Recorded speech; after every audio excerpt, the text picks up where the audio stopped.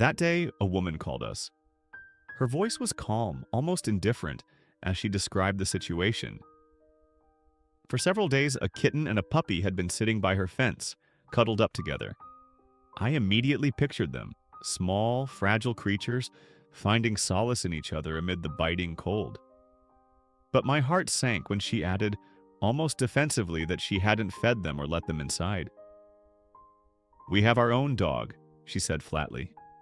"I can't take care of anyone else." Our assistant drove out to pick up the animals.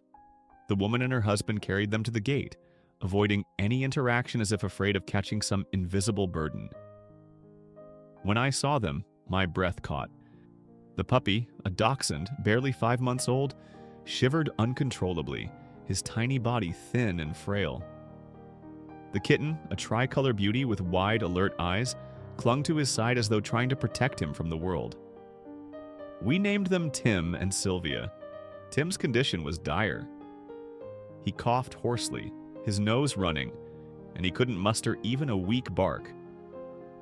Sylvia surprisingly seemed healthier, thanks to the puppy.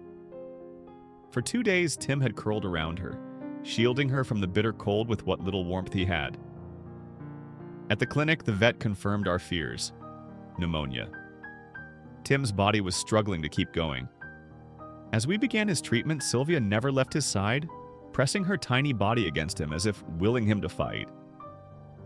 Valentina, one of our volunteers, took Sylvia home to keep her warm and safe. Sylvia immediately bonded with Capri, Valentina's older cat, nestling close as if searching for the comfort Tim had provided. Despite everything she'd been through, Sylvia remained gentle and affectionate. A little survivor. Tim, however, faced an uphill battle. Nights were the hardest. He whimpered in his sleep, his little chest rattling with every breath. But through it all, I held onto the memory of how he'd protected Sylvia, giving everything he had to keep her alive. Days later, the clinic called with unexpected news. Tim, against all odds, was improving.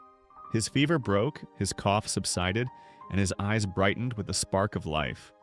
When we brought Sylvia to visit him, her purrs filled the room, and Tim managed a tiny wag of his tail. Tim and Sylvia's bond had saved them both. If you enjoyed this story, please like the video and subscribe to the channel for more heartwarming tales.